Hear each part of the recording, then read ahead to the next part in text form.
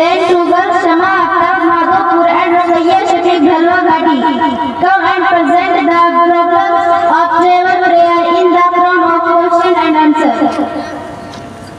फिर मुकालमा के लिए दो बच्चे शमा अख्तार माधोपुर और रुकैया शफीक धलवा घाटी आए और मुसाफिरत की नमाज के मसाइल को सवाल जवाब की शक्ल में पेश करेंगे।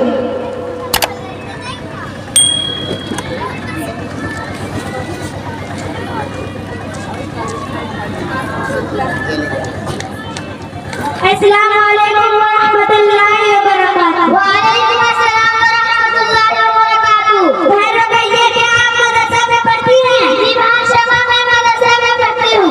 तो क्या आपको नमाज की मिसाल से क्या वाकिफियत है? जी हाँ शमा, अल्हम्दुलिल्लाह नमाज के मुकम्मल मसाइल से वाकिफियत है। बहन रुकैया, आमतौर पर हम लोग गलती कर रहे हैं। क्या सफर और असर की नमाज में गलती कर जाती है इल्म न होने की वजह से? तो क्या मैं आपसे मुसाफिर की नमाज के मुताल्लिक कुछ सवाल करो, आप जवाब देंगी? जी खूब शौक से सवाल कीजिए। कितनी दूर के सफर का इरादा करने से आदमी मुसाफिर हो जाता है? शरीयत में मुसाफिर उसको कहते हैं जो इतनी दूर जाने का इरादा करके निकले जहाँ 3 दिन में पहुँच सके।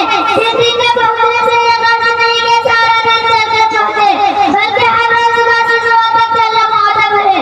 और चाँद दरमियानी दर्जा की चाल से छोटे से छोटा दिन मुराद है। दरमियानी दर्जे की चाल से क्या मुराद है? और 3 दिन की मुसाफिर कितनी मेल होती है? दरमियानी दर्जे की चाल से पहले आखिरी मुराद है। और ठीक बात तो ये कि 3 मंजिल की मुसाफिर मुआतबर है, और लेकिन आसानी से 48 मील की मुसाफिर 3 मंजिल के बराबर समझ ली गई है।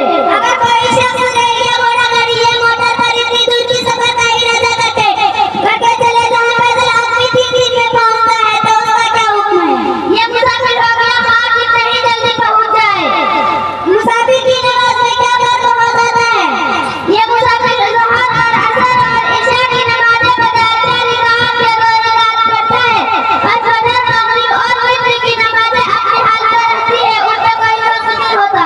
4 रकातों वाली नमाज में 2 रकात पढ़ने को क्या कहते हैं? उसे कसर कहते हैं। मुसाफिर किस वक्त से कसर शुरू करे? जो अपनी बस में आबादी से बाहर निकल जाए उस वक्त से कसर करने लगे। मुसाफिर कब तक कसर करे?